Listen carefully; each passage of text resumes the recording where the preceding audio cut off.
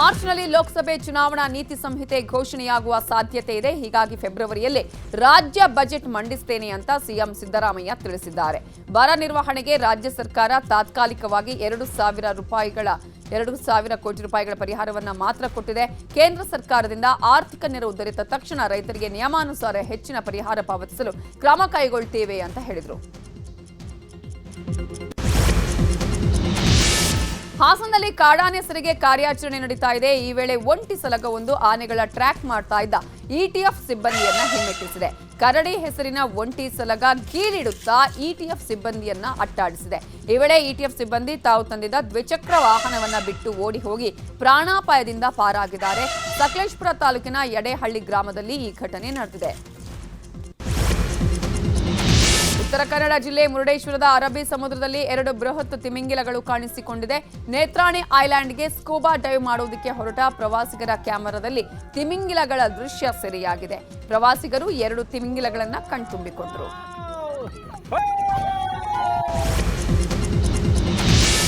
ಚಾಮರಾಜನಗರ ಜಿಲ್ಲೆಯ ಜನರ ಅಹವಾಲುಗಳನ್ನು ಆಲಿಸಿ ಸಮಸ್ಯೆಗಳಿಗೆ ಪರಿಹಾರ ಒದಗಿಸುವ ಉದ್ದೇಶದಿಂದ ಜಿಲ್ಲಾ ಉಸ್ತುವಾರಿ ಸಚಿವ ಕೆ ವೆಂಕಟೇಶ್ ನೇತೃತ್ವದಲ್ಲಿ ಇವತ್ತು ಜನತಾ ದರ್ಶನ ಕಾರ್ಯಕ್ರಮ ನಡೆಯಲಿದ್ದು ಬೆಳಗ್ಗೆ 11 ಗಂಟೆಗೆ ನಗರದ ಜಿಲ್ಲಾಡಳಿತ ಭವನದಲ್ಲಿ ಕಾರ್ಯಕ್ರಮ ಶುರುವಾಗಲಿದೆ. ಸಾಧ್ಯವಾದಷ್ಟು ಮಟ್ಟಿಗೆ ಸ್ಥಳದಲ್ಲೇ ಸೂಕ್ತ ಪರಿಹಾರ ಒದಗಿಸುವ ನಿಟ್ಟಿನಲ್ಲಿ ಕ್ರಮ ಕೈಗೊಳ್ಳಲಾಗಿದೆ. ವಿಶೇಷ ಚೇತನ ಆಟೋ ಚಾಲಕನೊಬ್ಬ 10 ವರ್ಷಗಳಿಂದ ಮನೆ ಪಡೆಯಲು ಪರದಾಡುತ್ತಿದ್ದಾನೆ. ಬೆಂಗಳೂರು ಗ್ರಾಮಾಂತರ ಜಿಲ್ಲೆಯ ದೇವನಹಳ್ಳಿ ವಿಧಾನಸಭಾ ಕ್ಷೇತ್ರದ ತೂಬಗೆರೆಯ ವಿಶೇಷ ಚೇತನ ಆಟೋ ಚಾಲಕ ರಮೇಶ್ ಸ್ವಂತ ಮನೆಗಾಗಿ ಗ್ರಾಮ ಪಂಚಾಯಿತಿ ಕಚೇರಿಯಿಂದ ಹಿಡಿದು ಡಿಸಿ ಕಚೇರಿವರೆಗೂ ಅಲೆದಾಡಿದ್ದಾನೆ. ಆದರೆ ವಿವಿಧ ಕಾರಣಗಳಿಂದ ಮನೆ ಮಂಜೂರಾಗಿಲ್ಲ, ಅಧಿಕಾರಿಗಳು ನಿವೇಶನವನ್ನೂ ಕೊಡ್ತಿಲ್ಲ ಅಂತ ಆರೋಪಿಸಿದ್ದಾನೆ.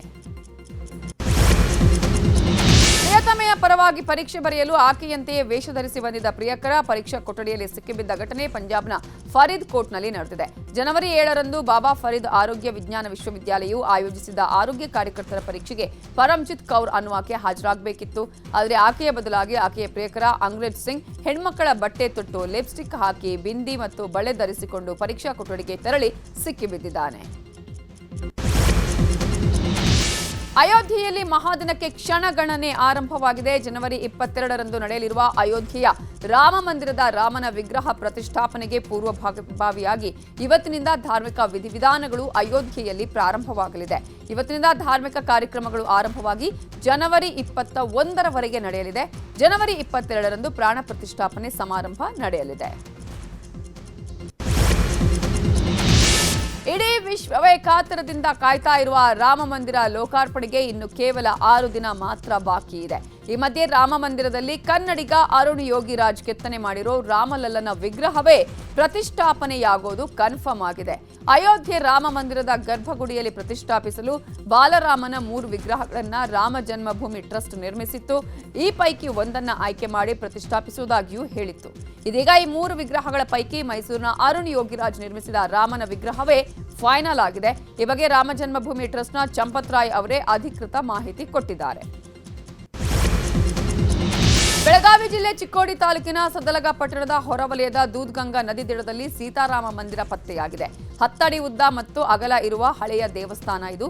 ದೂದ್ಗಂಗಾ ನದಿ ಹಿನ್ನೀರಿನ ಕೆಸರಲ್ಲಿ ಮುಳುಗಿ ಹೋಗಿತ್ತು. ದೇವಸ್ಥಾನದ ಸುತ್ತಲೂ ಇರುವ ಕೆಸರು ತೆಗೆದು ದೇವಸ್ಥಾನದ ಜೀರ್ಣೋದ್ಧಾರಕ್ಕೆ ಗ್ರಾಮಸ್ಥರು ಮುಂದಾಗಿದ್ದಾರೆ.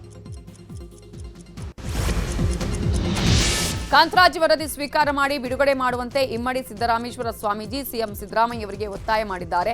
ಇದರಿಂದ ಭೋವಿ ಸಮಾಜದ ಅಭಿವೃದ್ಧಿಗೆ ಸಹಕಾರಿಯಾಗಲಿದೆ ಎಂದಿದ್ದಾರೆ. ಜೊತೆಗೆ ಭೋವಿ ಸಮುದಾಯದವರಿಗೆ ಈ ಬಾರಿಯ ಲೋಕಸಭಾ ಟಿಕೆಟ್ ಕೊಡಲೇಬೇಕು, ಸಮುದಾಯದ ಒಬ್ಬರನ್ನ ಕೆಪಿಎಸ್ಸಿ ಮೆಂಬರ್ ಮಾಡಬೇಕು ಅಂತ ಆಗ್ರಹ ಮಾಡಿದ್ದಾರೆ.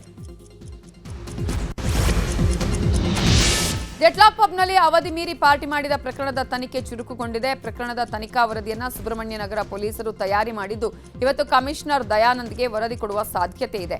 ಪ್ರಕರಣದ ತನಿಖಾ ವರದಿಯನ್ನು ನೀಡಲು ಮಲ್ಲೇಶ್ವರಂ ಎಸಿಪಿಗೆ ಕಮಿಷನರ್ ದಯಾನಂದ್ ಸೂಚಿಸಿದ್ರು. ಅದರಂತೆ ಇವತ್ತು ವರದಿ ಸಲ್ಲಿಸುವ ಸಾಧ್ಯತೆ ಇದೆ.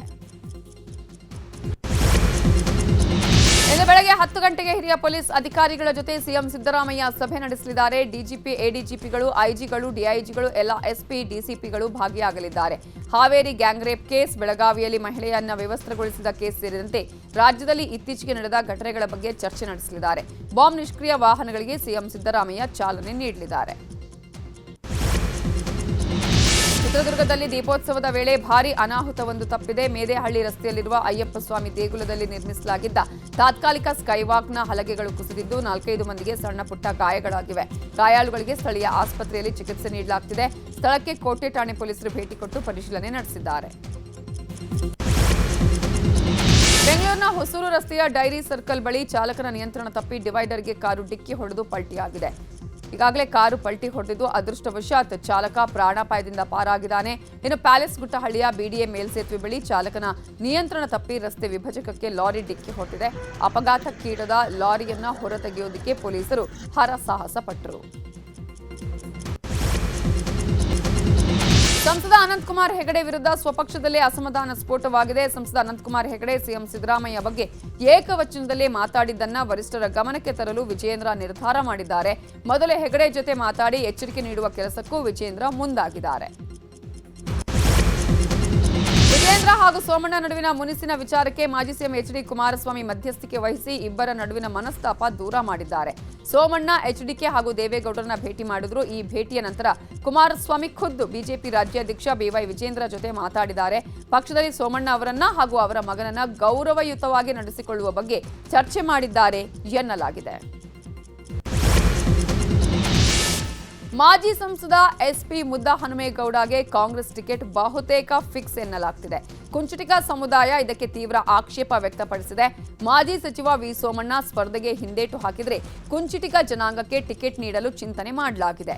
ಸಚಿವ ಟಿಬಿ ಜಯಚಂದ್ರ ಪುತ್ರ ಸಂಜಯ್ಗೆ ಗಾಳ ಹಾಕೋದು, ಇಲ್ಲವೇ ಶಿರಾ ಮಾಜಿ ಶಾಸಕ ಡಾಕ್ಟರ್ ಸಿಎಂ ರಾಜೇಶ್ ಗೌಡ ಅವರನ್ನ ಕಣಕ್ಕಿಳಿಸಲು ಸ್ಥಳೀಯ ಬಿಜೆಪಿ ಮುಖಂಡರು ಚಿಂತನೆ ನಡೆಸಿದ್ದಾರೆ ಎನ್ನಲಾಗ್ತಿದೆ.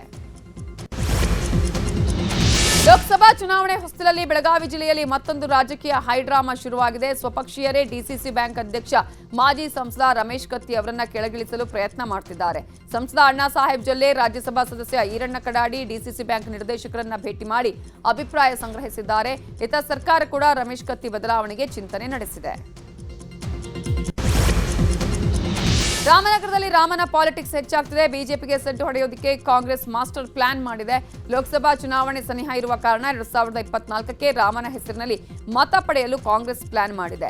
ರಾಮನಗರದಲ್ಲಿ 20 ಎಕರೆ ಪ್ರದೇಶದಲ್ಲಿ ರಾಮ ಮಂದಿರ ನಿರ್ಮಾಣಕ್ಕೆ ಚರ್ಚೆಗಳು ಶುರುವಾಗಿದ್ದು, ರಾಮನ ಹೆಸರಿನಲ್ಲಿ ರಾಜಕೀಯ ನಡೀತಿದೆ ಅಂತ ಕನ್ನಡಪರ ಸಂಘಟನೆಗಳು ಕಿಡಿಕಾರಿವೆ.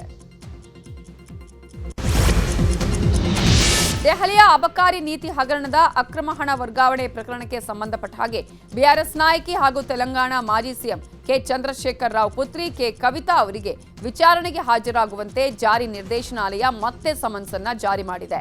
ಇವತ್ತು ದೆಹಲಿಯ ಇಡಿ ಕಚೇರಿಗೆ ಹಾಜರಾಗಬೇಕು ಅಂತ ಕವಿತಾ ಅವರಿಗೆ ಸಮನ್ಸ್ನಲ್ಲಿ ಸೂಚನೆಯನ್ನ ನೀಡಲಾಗಿದೆ. ಭಾರತೀಯ ರಾಷ್ಟ್ರೀಯ ಹೆದ್ದಾರಿ ಪ್ರಾಧಿಕಾರ ಒಂದು ವಾಹನ ಒಂದು ಫಾಸ್ಟ್ಯಾಗ್ ಅಭಿಯಾನವನ್ನು ಆರಂಭ ಮಾಡಿದೆ.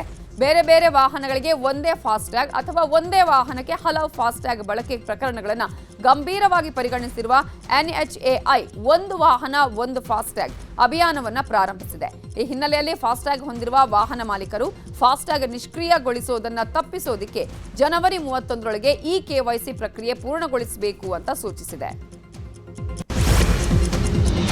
ಪ್ರಧಾನಿ ಮೋದಿ ಎಲ್ಲಿಗೆ ಭೇಟಿ ಕೊಡ್ಲಿ ಅಲ್ಲೊಂದು ವಿಶೇಷತೆ ಇದ್ದೇ ಇರುತ್ತೆ. ಇತ್ತೀಚೆಗೆ ಲಕ್ಷದ್ವೀಪಕ್ಕೆ ಮೋದಿ ಭೇಟಿ ಕೊಟ್ಟಿದ್ರು. ಇದೀಗ ಸಹಸ್ರಾರು ಪ್ರವಾಸಿಗರು ಲಕ್ಷದ್ವೀಪದ ಪ್ರವಾಸಕ್ಕೆ ಮುಂದಾಗಿದ್ದಾರೆ. ಮಾರ್ಚ್ ತನಕ ವಿಮಾನದ ಟಿಕೆಟ್ಗಳು ಬುಕ್ ಕೂಡ ಆಗಿವೆ. ಇನ್ನು ಮೋದಿ ಚಾಮರಾಜನಗರದ ಬಂಡೀಪುರಕ್ಕೂ ಹಿಂದೆ ಭೇಟಿ ಕೊಟ್ಟಿದ್ರು. ಮೋದಿ ಬಂದು ಹೋದ ಬಳಿಕ ಬಂಡೀಪುರಕ್ಕೆ ಸಾಕಷ್ಟು ಪ್ರವಾಸಿಗರು ಬರ್ತಿದ್ದಾರೆ. ಆದಾಯದಲ್ಲೂ ಹೆಚ್ಚಳ ಆಗಿದೆ. ಕಾಂಗ್ರೆಸ್ ನಾಯಕ ರಾಹುಲ್ ಗಾಂಧಿ ನೇತೃತ್ವದಲ್ಲಿ ನಡೀತಾ ಇರುವ 67 ದಿನಗಳ ಭಾರತ್ ಜೋಡೋ ನ್ಯಾಯ್ ಯಾತ್ರೆ 3ನೇ ದಿನವೂ ಮುಂದುವರೆದಿದೆ. ಈಗಾಗಲೇ ಪಾದಯಾತ್ರೆ ಮಣಿಪುರದಿಂದ ನಾಗಾಲ್ಯಾಂಡ್ ತಲುಪಿದೆ. ರಾಹುಲ್ ಗಾಂಧಿ ಯಾತ್ರೆಯಲ್ಲಿ ಸಾವಿರಾರು ಜನ ಭಾಗಿಯಾಗಿದ್ದಾರೆ. ಜೈ ಕಾಂಗ್ರೆಸ್ ಅಂತ ಘೋಷಣೆಗಳನ್ನು ಕೂಗುತ್ತಾ ಹೆಜ್ಜೆ ಹಾಕ್ತಿದ್ದಾರೆ. ಮಣಿಪುರದ ಇಂಫಾಲ್ ಸಮೀಪದ ತೌಬಾಲ್ನಿಂದ ಯಾತ್ರೆ ಆರಂಭವಾಗಿದೆ. ಮಂಡ್ಯ ಜಿಲ್ಲೆ ಶ್ರೀರಂಗಪಟ್ಟಣದಲ್ಲಿ ಮಕರ ಸಂಕ್ರಾಂತಿ ವಿಶೇಷವಾಗಿ ಶ್ರೀರಂಗನಾಥನ ಸನ್ನಿಧಿಯಲ್ಲಿ ಲಕ್ಷ ದೀಪೋತ್ಸವ ಕಾರ್ಯಕ್ರಮ ಹಮ್ಮಿಕೊಳ್ಳಲಾಗಿತ್ತು. ಶ್ರೀರಂಗಪಟ್ಟಣದಲ್ಲಿ 34ನೇ ವರ್ಷದ ಲಕ್ಷ ದೀಪೋತ್ಸವ ವೈಭವದಿಂದ ಅದ್ದೂರಿಯಾಗಿ ನಡೆಯಿತು. ಪ್ರತಿ ವರ್ಷ ಮಕರ ಸಂಕ್ರಾಂತಿ ದಿನದಂದು ಲಕ್ಷ ದೀಪೋತ್ಸವವನ್ನು ಆಯೋಜನೆ ಮಾಡಲಾಗುತ್ತೆ.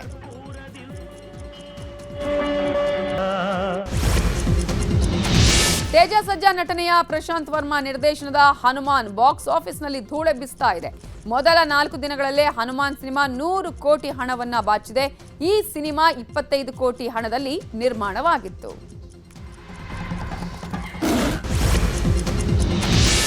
ಭಾರತ ಮತ್ತು ಅಫ್ಘಾನಿಸ್ತಾನ ನಡುವಿನ 3ನೇ ಹಾಗೂ ಕೊನೆಯ ಟಿ20 ಪಂದ್ಯ ನಾಳೆ ಬೆಂಗಳೂರಿನ ಚಿನ್ನಸ್ವಾಮಿ ಕ್ರೀಡಾಂಗಣದಲ್ಲಿ ನಡೆಯಲಿದೆ.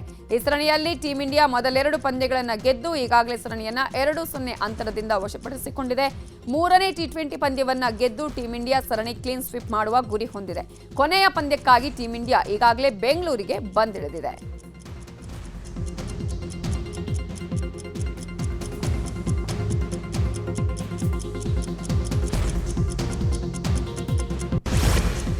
ಕನ್ನಡಿಗರ ನೆಚ್ಚಿನ ನ್ಯೂಸ್ 18 ಕನ್ನಡ ಈಗ ವಾಟ್ಸ್ಆಪ್ನಲ್ಲೂ ಲಭ್ಯ. ಕರ್ನಾಟಕ, ದೇಶ ವಿದೇಶಗಳ 360 ಡಿಗ್ರಿ ಸುದ್ದಿಯ ವಿವರಗಳನ್ನ ನಿಮ್ಮ ಕೈ ಬೆರಳುಗಳಲ್ಲೇ ಪಡಿಲಿಕ್ಕೆ ಈ QR ಕೋಡ್ ಅನ್ನ ಸ್ಕ್ಯಾನ್ ಮಾಡಿ, ನಮ್ಮ ಚಾನಲ್ ಫಾಲೋ ಮಾಡಿ, ನೋಟಿಫಿಕೇಶನ್ ಆನ್ ಮಾಡಿ.